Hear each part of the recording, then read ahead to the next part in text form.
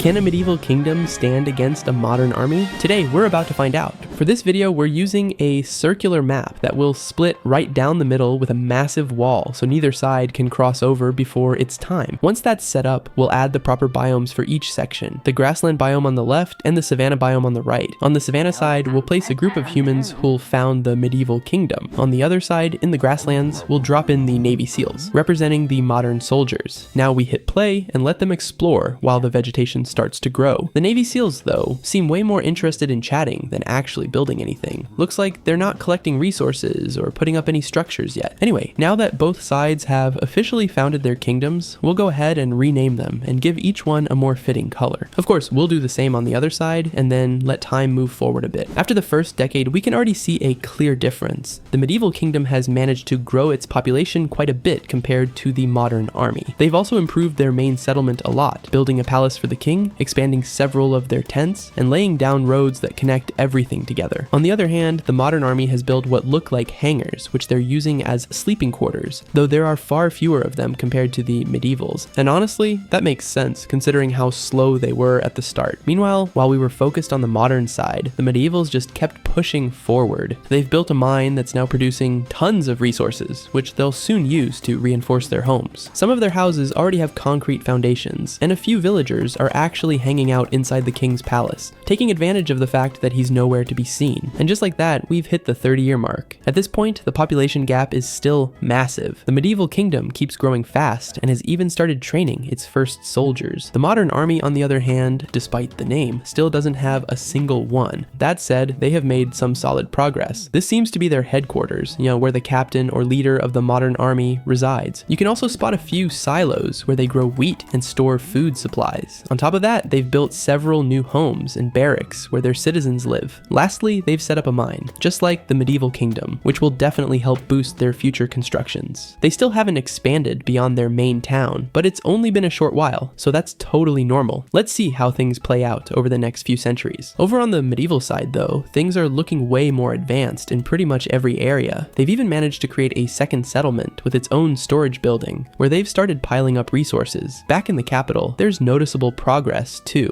While they haven't fully reinforced any of their homes with concrete just yet, they have built a siege tower, a windmill, absolutely essential to sustain their growing population, and what appears to be a library which will definitely speed up their progress by letting them apply the knowledge gained from it. We've just hit the 150-year mark, and it's honestly impressive how both civilizations have expanded at such an incredible pace. Still, the medieval kingdom clearly has the upper hand, having taken over all its territory in record time, and not just that, inside their borders, you can really see how efficiently everything's organized. The place is packed with new structures that show just how far they've come. Many of their homes are now fully reinforced with concrete, and several libraries have been built throughout the kingdom. You can also spot multiple training barracks scattered across different regions, where soldiers are constantly sharpening their skills to strengthen the army even more. They've also built ports with their own fishing boats. They don't have any trading ships yet, which is kind of surprising, but it also means there's still plenty of room for improvement. Once they start developing trade vessels, the entire southern region, which right now looks a bit underdeveloped, could easily catch up to the north in terms of progress. Over on the other side, the modern army isn't nearly as organized as the medieval kingdom. In fact, their houses are grouped in random clusters of 3 or 4, without any real structure. Still, they've managed to build a few barracks where soldiers train non-stop, along with what seem to be siege towers and another large structure I can't quite identify, but it definitely looks impressive. There don't seem to be any libraries on the modern side, unlike the medieval kingdom, so I'm not even sure they're capable of building that kind of structure. On top of that, their ports are way behind. They're basically just simple wooden docks. At least they've got a fishing boat though, which helps them keep a basic supply route by sea. When it comes to the numbers, the gap has narrowed a bit percentage-wise, but the medievals still hold a clear lead in both overall population and military strength. That said, if you take a closer look at some of the modern army soldiers, you'll notice they've got special abilities, clearly the result of advanced training techniques unique to modern warfare, something the medieval troops could never even come close to matching. We've just reached year year 400, and the first thing that stands out is that the modern army has officially surpassed the medieval kingdom in total population, and by a pretty big margin. However, when it comes to military strength, both civilizations are still more or less evenly matched for now. This massive population boom on the modern side comes from finally conquering every bit of available land. And while their organization isn't exactly the most structured, with barracks and buildings scattered all over the place,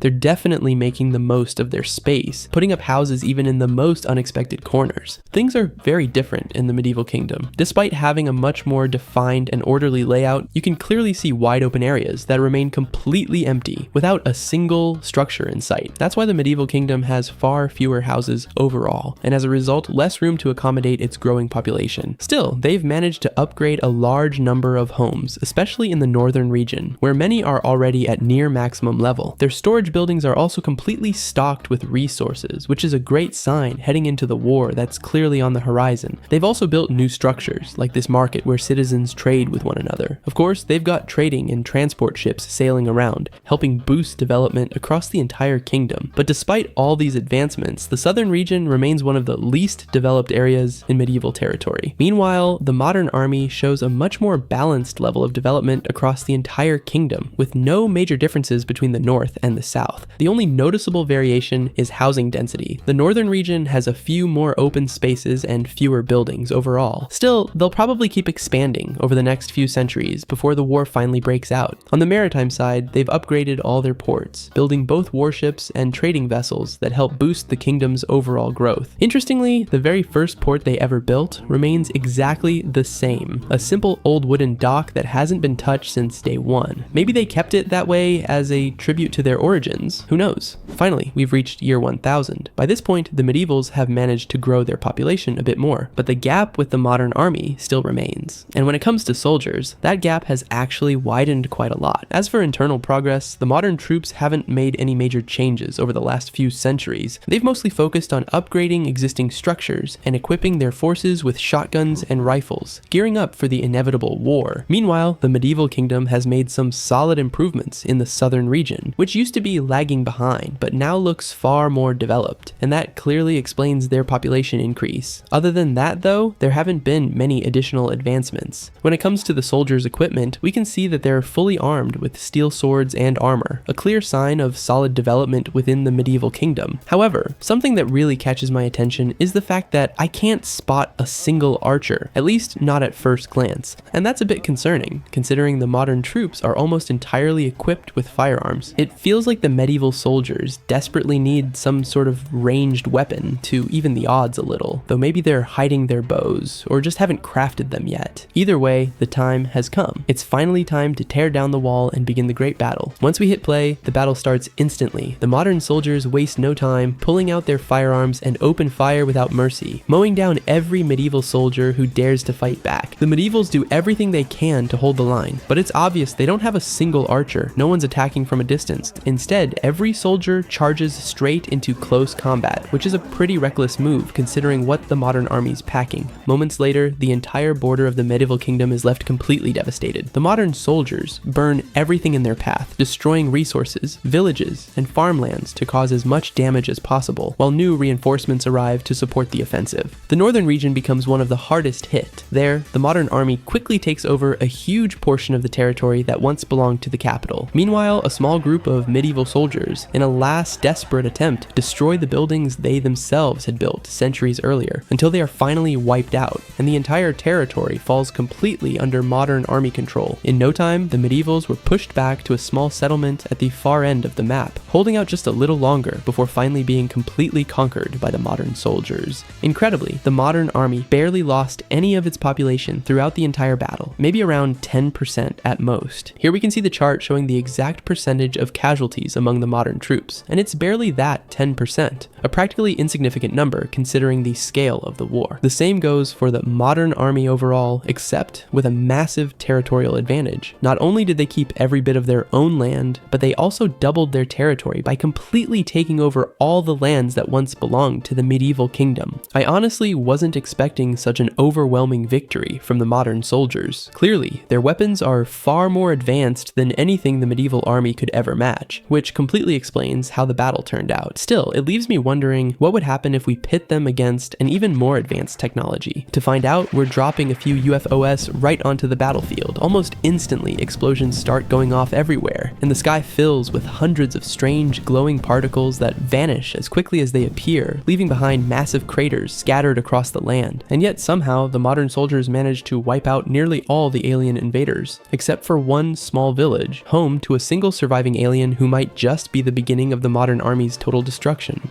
Or maybe not.